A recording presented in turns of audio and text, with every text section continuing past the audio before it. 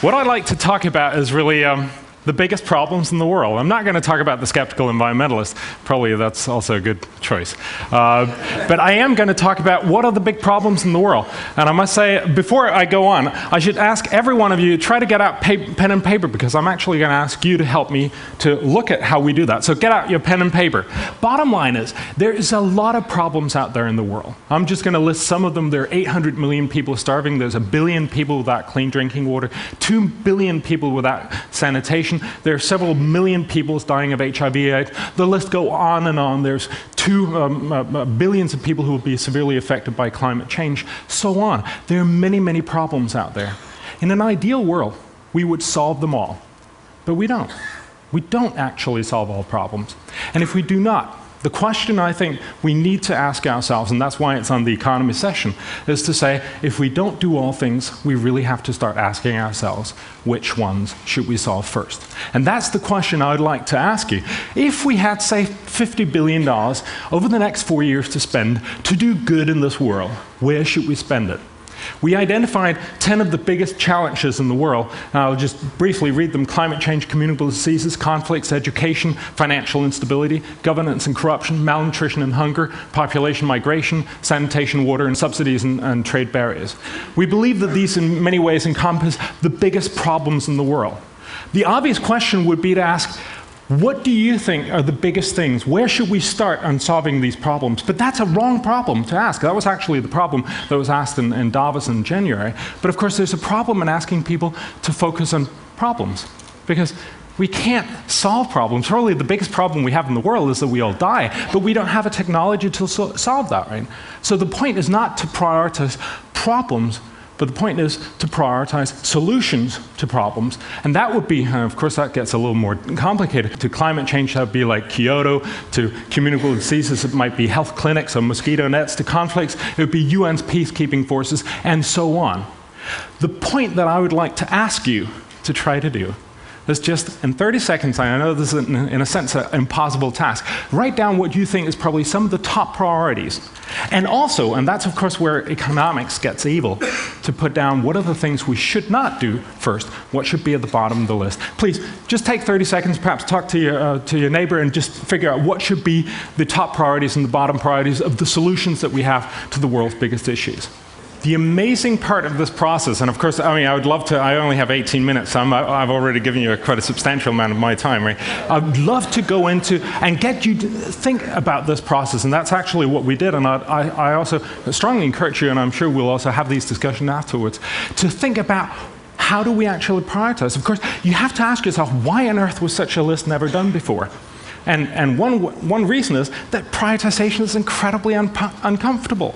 Nobody wants to do this. Of course, every organization would love to be in the top of such a list, but every organization would also hate to be not in the top of the list. And since there are many more not number one spots on a list than there is number ones, it makes perfect sense not to want to do such a list. We've had the UN for almost 60 years, yet we've never actually made a fundamental list of all the big things that we can do in the world and said, which of them should we do first? So it doesn't mean that we are not prioritizing. Any decision is a prioritization. So of course, we're still prioritizing, if only implicitly, and that's unlikely to be as good as if we actually did the prioritization and went in and talked about it. So what I'm proposing is really to say that we have, for a very long time, had a situation where we've had a menu of choices. There are many, many things we can do out there, but we've not had the prices nor the sizes. Right? We have not had an idea. Imagine going into a restaurant and getting this big menu card, but you have no idea what the price is. You know, you have a pizza, you have no idea what the price is. It could be $1, it could be $1,000, it could be a family-sized pizza, it could be a very individual-sized pizza. Right? We'd like to know these things, and that is what the Copenhagen Consensus has really tried to do, to try to put prices on these issues. And so basically, this has been the Copenhagen Consensus process. We got 30 of the world's best economists, 3 in each area. So we have 3 of the world's top economists write about climate change. What can we do? What will be the cost and what will be the benefit of that? Likewise, in communicable diseases, 3 of the world's top experts saying, what can we do? What will be the price? what should we do about it, and what will be the outcome, and so on. Then we had some of the world's top economists, 8 of the world's top economists, including 3 Nobel laureates, meet in Copenhagen in May 2004. We called them the Dream Team. The Cambridge University Press decided to call them the Real Madrid of economics. That works very well in Europe, but it doesn't really work over here. And what they basically did was come out with the prioritized list. And then you ask, why economists? And of course, I'm very happy you asked that question, because that's a very good question. The point is, of course, if you want to know about malaria, you ask a malaria expert. If you want to know about climate, you ask a climatologist. But if you want to know which of the 2 you should deal with first, you can't ask either of them, because that's not what they do. That is what economists do. They prioritize. They make that, in some ways, disgusting task of saying, which one should we do first and which one should we do afterwards? So this is the list, and this is the one I'd like to share with you. Of course, you can also see it on the website, and we'll also talk about it more, I'm sure, as the days goes on. They basically came up with a list where they said there were bad projects, basically projects where if you invest $1, you get less than $1 back. Then there's fair projects, good projects, and very good projects. And of course, it's a very good project we should start doing. I'm going to go from backwards so that we end up with the best projects. These were the bad projects. As you might see, the bottom of the list was climate change. Now, this offends a lot of people. And that's probably one of the things why people will say I shouldn't come back either. And I'd like to talk about that because that's really curious. Why is it came up? And I'll actually also try to get back to this, because it's probably one of the things that we'll disagree with on the list that you wrote down. The reason why they came up with saying that Kyoto or doing something more than Kyoto is a bad deal is simply because it's very inefficient. It's not saying that global warming is not happening. It's not saying that it's not a big problem, but it's saying that what we can do about it is very little at a very high cost. What they basically show us, the average of all the macroeconomic models, is that Kyoto, if everyone agreed, would cost about $150 billion a year. That's a substantial amount of money. That's 2 to 3 times the global development aid that we give the third world every year. Yet, it would do very little good. All models show it'll postpone warming for about 6 years in 2100. So the guy in Bangladesh who gets flooded in 2100 can wait till 2106, which is a little good, but not very much good. Right? So the idea here is really to say, will we spend a lot of money doing a little good? And just to give you a sense of reference, the UN actually estimate that for half that amount, for about $75 billion a year, we could solve all major basic problems in the world. We could give clean drinking water, sanitation, basic health care, and education to every single human being on the planet. So we have to ask ourselves, do we want to spend twice the amount on doing very little good, or half the amount on doing an amazing amount of good? And that is really why it comes in a bad project. It's not to say that if we had all the money in the world, we wouldn't want to do it, but it's to say when we don't, it's just simply not our first priority. The fair projects, notice I'm not going to comment on all of these, but communicable diseases, scale-up basic health services just made it. Simply because, yes, scale-up basic health services is a great thing. It would do a lot of good, but it's also very, very costly. Again, what it tells us is suddenly we start thinking about both sides of the equation. If you look at the good projects, a lot of sanitation and water projects came in. Again, sanitation and water is incredibly important, but it also costs a lot of infrastructure. So I'd like to show you the top 4 priorities, which should be at least the first ones that we deal with when we talk about how we should deal with the problems in the world. The 4th best problem is malaria, dealing with malaria. The incidence of malaria is about a couple of billion people get affected with malaria every year. It might even cost up towards a percentage point of GDP every year for affected nations. If we invested about $13 billion over the next 4 years, we could bring that incidence down to half. We could avoid about 500,000 people dying, but perhaps more importantly, we could avoid about 1 billion people getting infected every year. We would significantly increase their ability to deal with many of the other problems that they have to deal with, and of course, in the long run, also to deal with global warming. The 3rd best one was free trade. Basically, models showed that if we could get free trade and especially cut subsidies in the US and Europe, we could basically enliven the global economy to an astounding number, about $2,400 billion a year, half of which would accrue to the third world. Again, the point is to say that we could actually pull 200 to 300 million people out of poverty very radically fast, about 2 to 5 years. That would be the 3rd best thing we could do. The 2nd best thing would be to focus on malnutrition, not just malnutrition in general, but there's a very cheap way of dealing with malnutrition, namely the lack of micronutrients. Basically, about half of the world's population is lacking in iron, zinc, iodine, and vitamin A. If we invest about $12 billion, we could make a severe inroad into that problem. That would be the second best investment that we could do. And the very best project would be to focus on HIV/AIDS. Basically, if we invest $27 billion over the next 8 years, we could avoid 28 new million cases of HIV/AIDS. Again, what this does and what it focuses on is saying there are two very different ways that we can deal with HIV/AIDS. One is treatment, the other one is prevention. And again, in an ideal world, we would do both. But in a world where we don't do either, or don't do it very well, we have to at least ask ourselves, where should we invest first? And treatment is much, much more expensive than prevention. So basically what this focuses on is saying we can do a lot more by investing in prevention. Basically, for the amount of money that we spend, we can do X amount of good in treatment and 10 times as much good in prevention. So again, what we focus on is prevention rather than treatment at the first rate. What this really does is that it makes us think about our priorities. I'd like to have you look at your priority list and say, did you get it right, or did you get close to what we came up with here?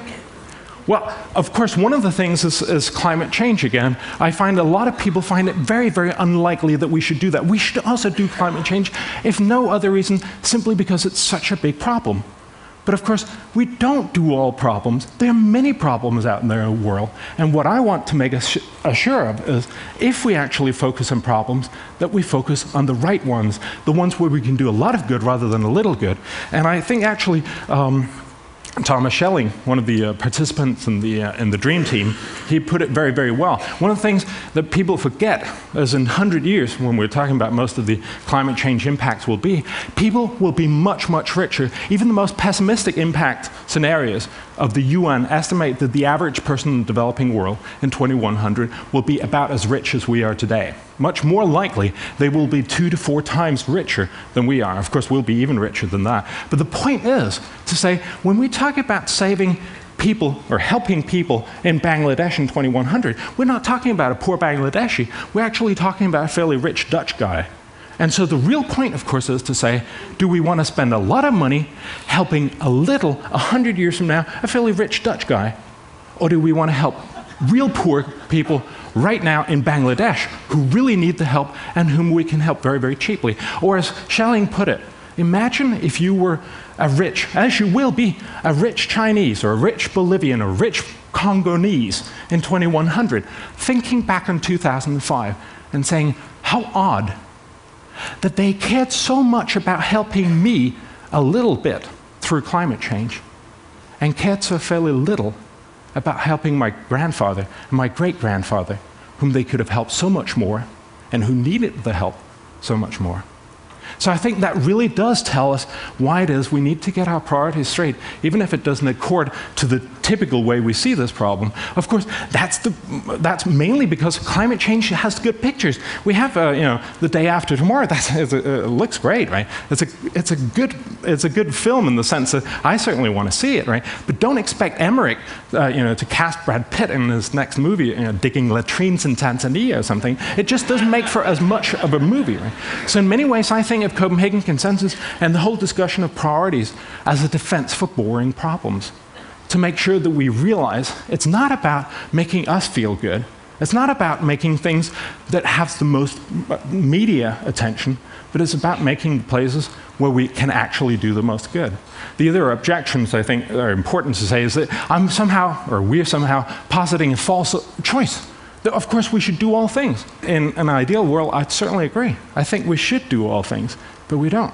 In 1970, the developed world decided we were going to spend twice as much as we did right now in 1970 on the developing world. Since then, our aid has halved. So it doesn't look like we're actually in the path of suddenly solving all big problems. Likewise, people are also saying, but what about the Iraq war? We spend $100 billion there. Why don't we spend that on doing good in the world? I'm all for that. If any one of you guys can talk Bush into doing that, that's fine. But the point, of course, is still to say, if you get another $100 billion, we still want to spend that in the best possible way, don't we? So the real issue here is to get ourselves back and think about what are the right priorities. I should just mention briefly, is this really the right list that we got out? You know, when you ask the world's best economists, you inevitably end up asking old white American men.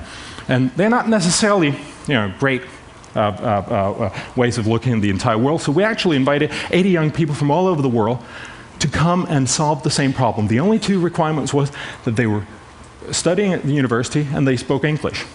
The majority of them were, of course, from developing countries. They had all the same material, but they could go vastly outside the scope of discussion, and they certainly did, to come up with their own list. And the surprising thing was that the list was very similar, with malnutrition and diseases at top and climate change at the bottom. We've done this many other times. There's been many other seminars and university students and different things. They all come out with very much the same list. And that gives me great hope, really, in saying that I do believe that there is a path ahead to get us to start thinking about priorities and saying, what is the important thing in the world? Of course, in an ideal world, again, we'd love to do everything. But if we don't do it, then we can start thinking about where should we start. I see the Copenhagen Consensus as a process. We did it in 2004. We hope to assemble many more people, getting much better information for 2008, 2012, map out the right path for the world. But also to start thinking about political triage, to start thinking about saying, let's do not the things where we can do very little at a very high cost, not the things that we don't know how to do, but let's do the great things where we can do an enormous amount of good at very low cost right now. At the end of the day, you can disagree with the discussion of how we actually prioritize these, but we have to be honest and frank about saying, if there are some things we do, there are other things we don't do. If we worry too much about some things, we end up under-worrying about other things. So I hope this will help us make better priorities and think about how we better work for the world.